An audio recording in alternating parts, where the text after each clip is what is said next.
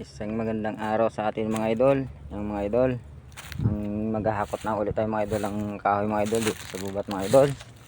Ito ang ating mga uulingin. Yan.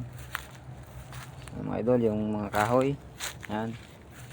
Ang mga idol ay mag-isa lang ulit mga idol, at dahil nga ay mga kasama ay may gawa na naman sa ibang lugar. Yan. Kaya tayo ngayon ay sulo na naman. Yan mga idol, yung aking mga hakuting kahoy mga idol. Yan, hanggang doon yung mga idol. Yan mga idol, ilang puno din kahoy eh. Yan ang ating mga ulingin.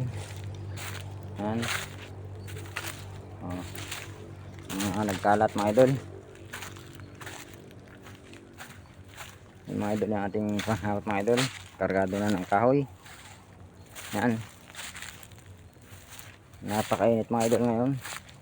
Kahit malilom, maaling kahit ang init mga idol.